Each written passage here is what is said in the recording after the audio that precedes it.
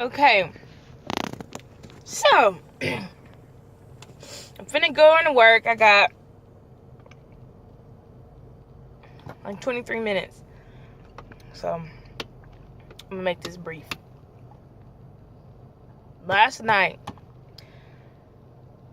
I'm up on and off or whatever, and then I finally decided to jump out of my bed because my roommates have all these people in the house and they're running through the house being loud. It's 4 o'clock in the morning. I usually get up at 6:25 so I can be up and ready and at my clinical site at around 7:30.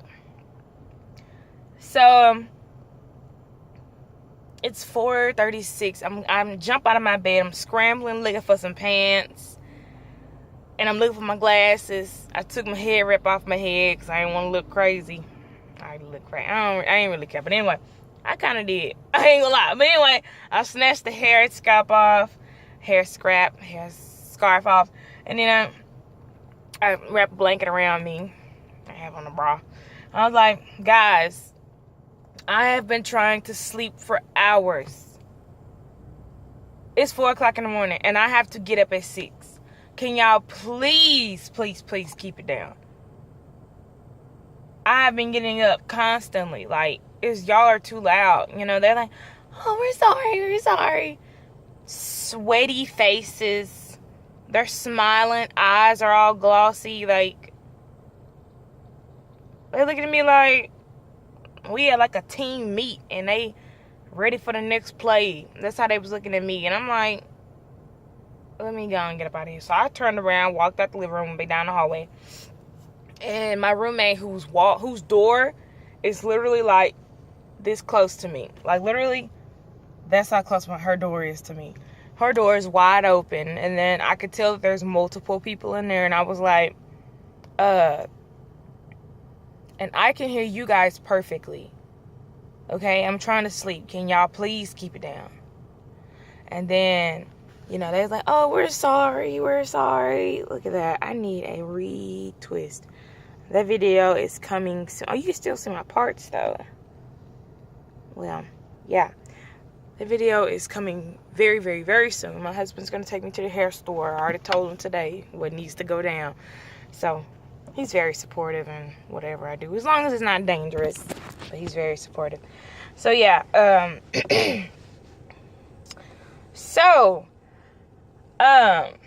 Like I was saying, I told them, you know, I can hear y'all perfectly. Y'all need to calm down.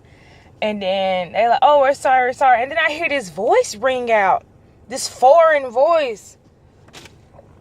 I'm sorry, sweetheart.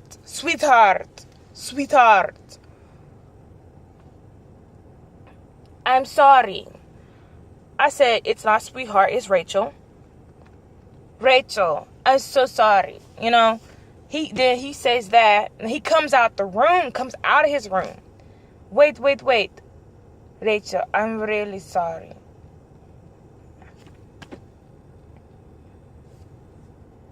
Here's the thing.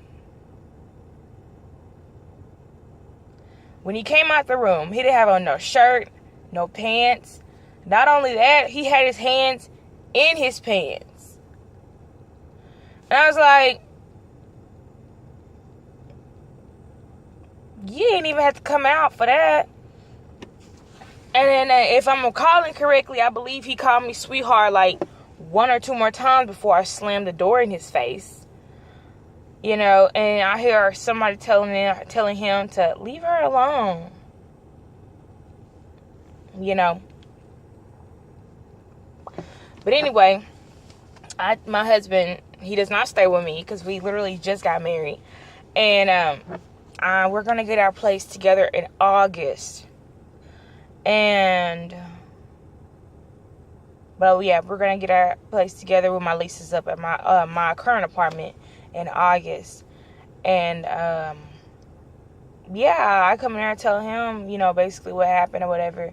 And I was really upset. So we could still hear them talking or whatever. Most likely they were talking about what had just happened. And then they,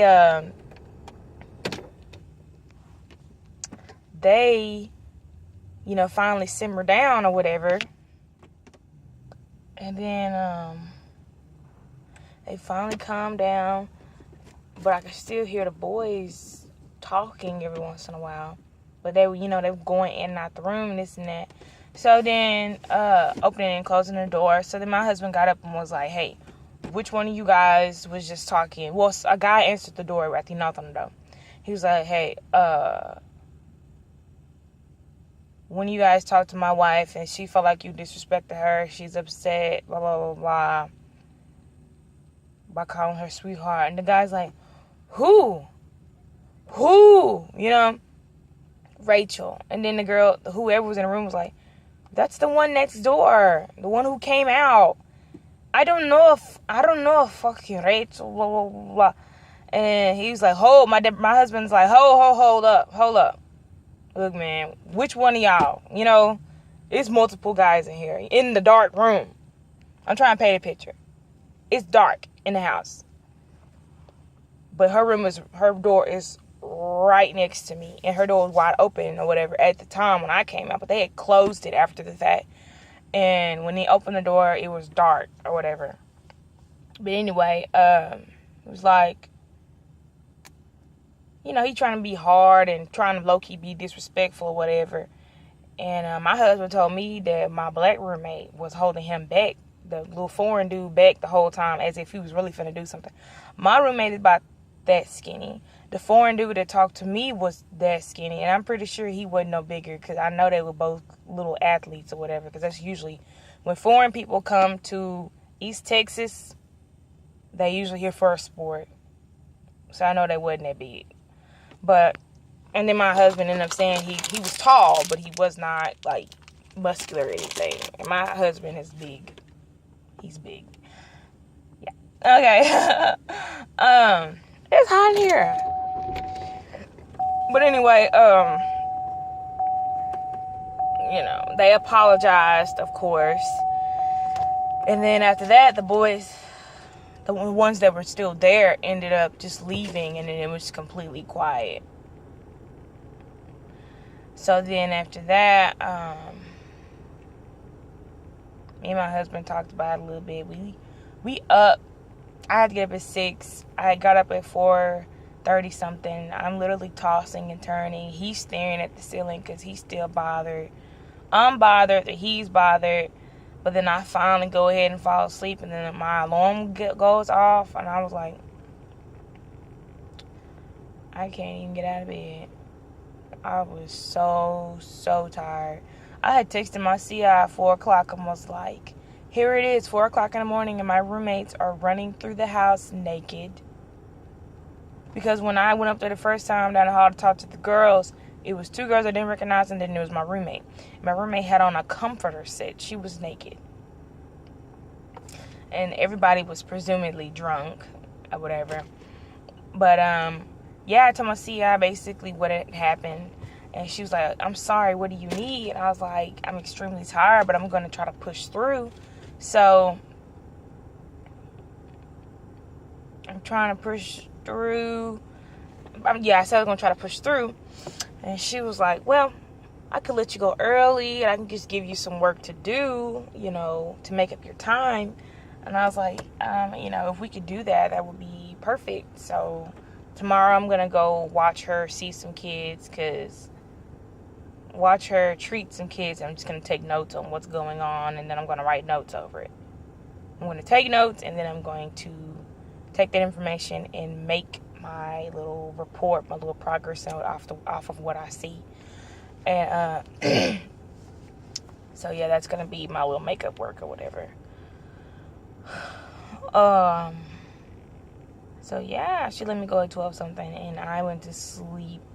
Oh my gosh, I went to sleep all the way until like 4:45, 4:43 actually. My husband called me and was like, what are you doing? Because he had been texting me and I didn't respond. I was enjoying myself. That's what I was doing. But no, I told him my phone was on vibrate. That's why I didn't hear him. I don't ignore him. It's not cool. That's my baby. But yeah, while I was at my clinical this morning or whatever, I'm telling her the story I just told y'all, in person.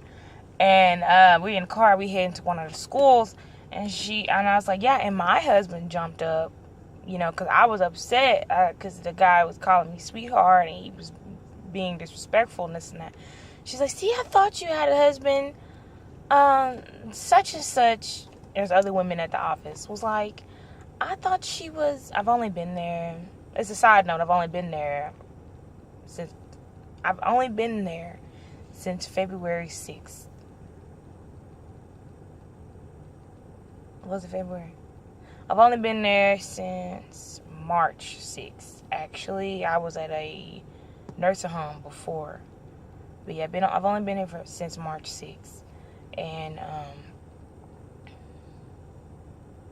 yeah, like I said, I've only been there since March 6th. And ever since then, like, my C.I has never asked me any personal questions. She has not tried to get to know me on no type of level. But yet she calls herself trying to teach me. But she don't know nothing about me. So, it's like a major part of OT, getting to know who you're working with. So you know how to work with them. Pretty much. That's like one of the bottom lines. But yeah, one of the preliminary factors. OT. Whoop whoop. Anyway, what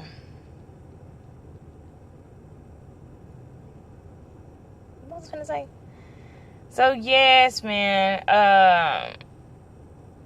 Like I said when my husband went in there because I was upset, and then she was like, I thought you said you were married. Such and such asked me, were you married? Because she knows that you wear a ring. And I told her, I don't know, I never asked. That's what my CI tells me. I giggle. But I'm really thinking to myself, like, why haven't you ever asked? I know it's truly nobody's business. But when we in the same car together, you don't know nothing about me. I'm not a bad person or a criminal or anything. Of course, I got background checked before I even moved into that rotation. But if you're going to be working hand in hand with somebody, myself, you should try to get to know them. I know I've asked her ample questions. Even when I don't really care to know these questions about her, I still have asked her questions. I know she was in the Army. I know she's been with the same guy for 7 years. They were married for 5. His name is Chris. She has a stepdaughter named Emily. Emily's mom does drugs and is very inconsistent. Emily's mom lives with her mom, and her mom pays all the bills. Emily gets left at home by herself. Emily had a bully, but now the bully is Emily's friend. Like, I know all of this stuff. But she ain't even know I'm married and I'm wearing this ring every day faithfully. I mentioned my husband twice, and she didn't even know I was married. Didn't even care to know how long. Really, I don't like people asking me personal questions, but I do expect it. I know it has to happen because people just have curiosity. People just want to know who you are, But she has never taken the steps to do that. But just a couple of days ago, when we kind of bumped heads, she was like, I don't know how to teach you. I don't know how to teach you this and that when you're not asking me questions, you're not communicating to me. I don't know why you're not talking to me. Because it frustrates me because when you don't talk to me, I see that you struggle. And you're struggling. And you're struggling for a level 2 student. I said, well, I told you where I was struggling at. I didn't necessarily know how to communicate with the kids. I didn't want to go over their heads. And I didn't know how much was enough when it went to when they're writing. Like, do I stop? If they're writing wrong, do I stop them? Do I let them finish? And then after I let them finish, we pick out the words that are wrong. How many times is okay to make them rewrite it when I know all these kids have these certain type of personalities and disabilities? I don't want them getting mad and trying to shut down and this and that and this. That's what I was worried about in the beginning.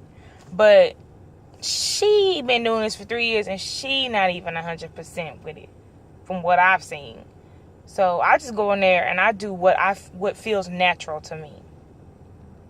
And when a kid is messing up, we hit it hard. We hit the letters hard until they look good.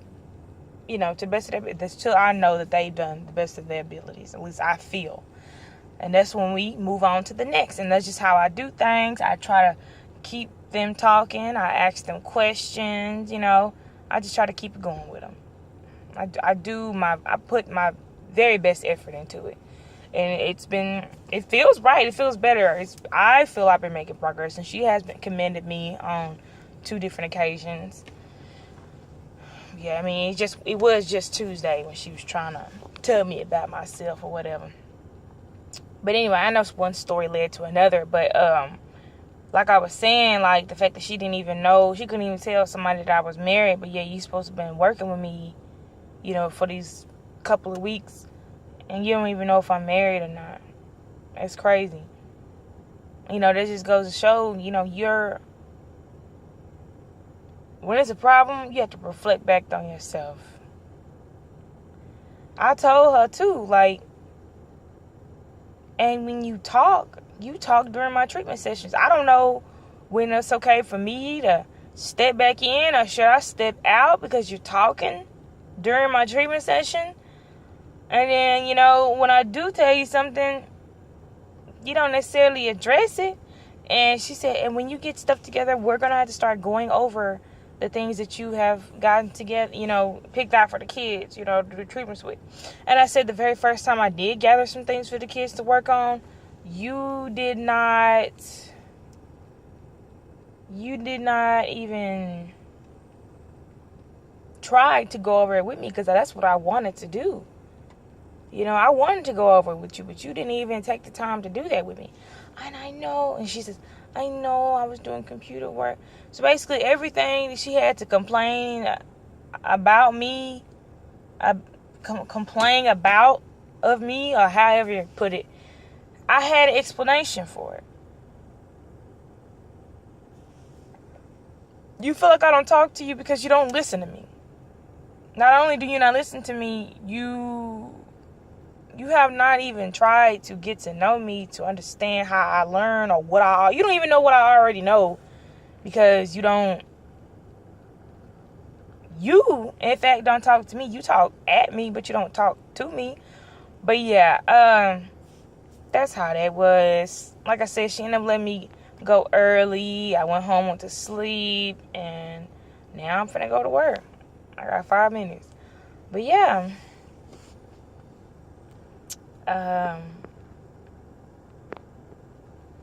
So like I was saying, it is time for me to retwist my hair.